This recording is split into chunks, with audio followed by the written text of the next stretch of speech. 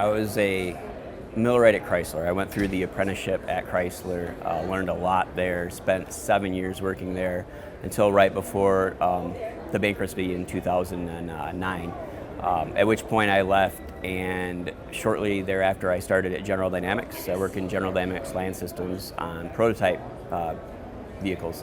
So my day job is basically, it's always something different. They're military vehicles, they're prototype stuff. I enjoy it a lot. It's a lot of fun. And then I also started Brown Dog Welding in 2008, which is an outlet for my art. So I do sculptures and TIG welded designs, tattooed metal I call it.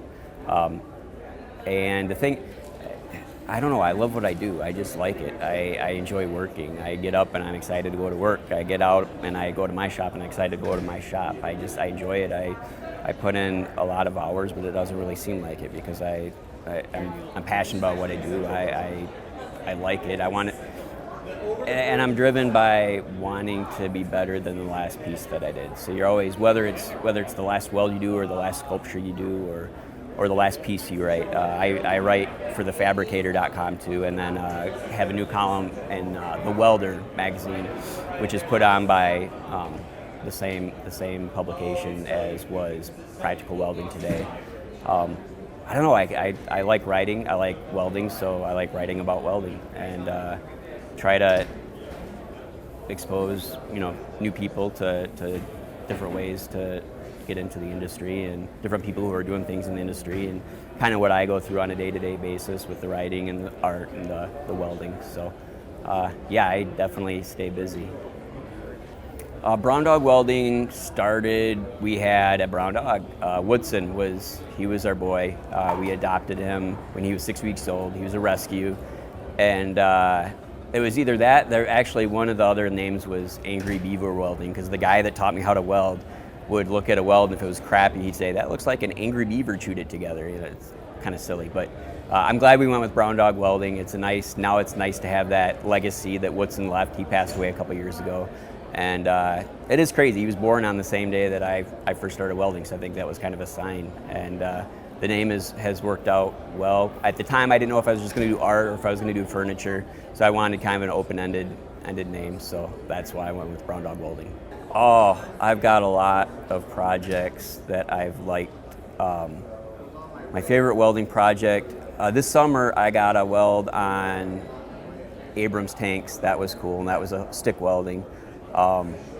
In my art I use TIG welding, and let's see.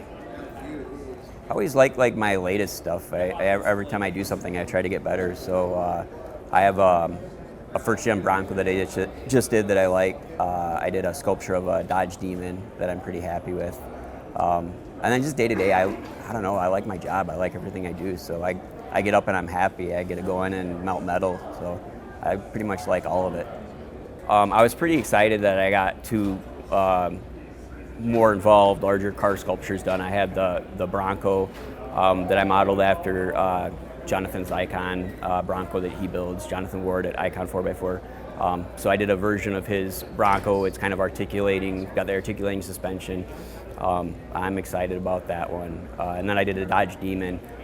I'm waiting for mine. I'm really excited to get it, and I had to do a sculpture in the meantime. I tried to catch the launch because, I mean, that's the thing. It's built for drag racing, and the launch is so strong. So I try to capture that in the piece, and I'm pretty happy with how it turned out. Teaching my first welding class, I only did 2 semesters at Macomb, which I liked. Macomb Community College has a great staff. John Kaser and Scott Kaser are awesome.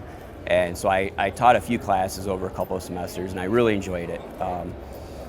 The coolest thing was when you had students that really wanted to learn, because they were in there before class, during breaks, after class, trying to get to that next level. And there were a lot of those kids.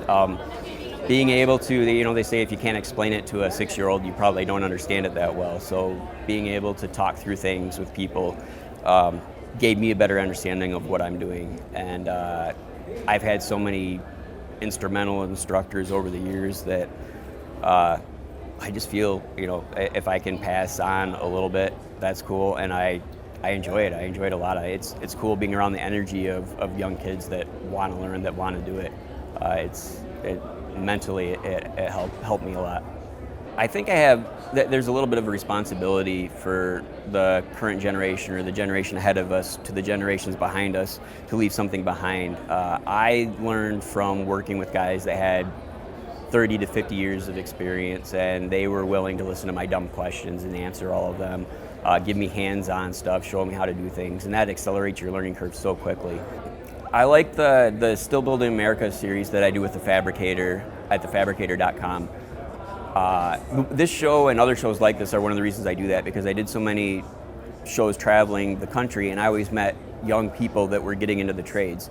And kind of the common refrain from industry veterans or people that have been doing this for a while is the younger kids don't want to get their hands dirty. They don't want to work hard. They won't want to put in the efforts, and everything I've seen has been contrary to that.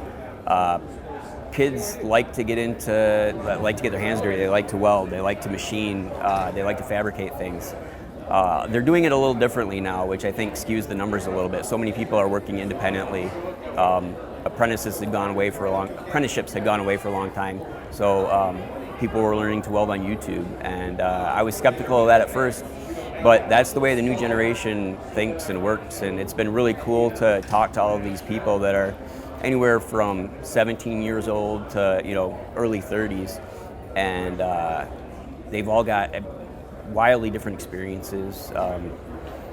For the most part, very, very positive and wanting to share what they do, and it's been cool to meet so many of these people and to talk to so many of these people who are really into maintaining our heritage of work in this country, working with our hands. Tips for beginning welders, clean your material. Always clean your material. A lot of people, when they're practicing on scrap metal, they just throw it down and they weld over it. The mill scale, the rust, the dirt, they all affect the puddle, and you want to practice like you're going to work. So even when I'm running beads, practice beads, I clean the material. And practice beads is another thing. People get bored of it. People get sick of it. Teaching at the school, students would get frustrated because you just had them run bead after bead for so long, so many times. I still do it though. It'll be on my lunch break or after between doing the sculptures and my other work. And I'll just run beads, and I've incorporated it now into my art where I do different designs, but that's a big thing, and do different designs to keep yourself interested in it. And then the other thing would be, and it's something that I did not take seriously when I first started, and it's safety, which is not very exciting, but I have tinnitus really bad now because I didn't wear earplugs, and so all I hear is a siren going off in my ears now. My eyes aren't great, and they've never been great, but not wearing safety glasses and getting stuff thrown in them doesn't help. So clean the material, practice well, and stay safe. The best setup for beginners for all the processes, if you're going to hold off on aluminum, the multi-process machines are really cool. The multimatic machines are both really nice. Strong arcs in all the processes, and you're able to do DC TIG and then stick and MIG. And at one point, I sold my big MIG machine because I was able to do all the MIG welding I needed to do with the multimatic.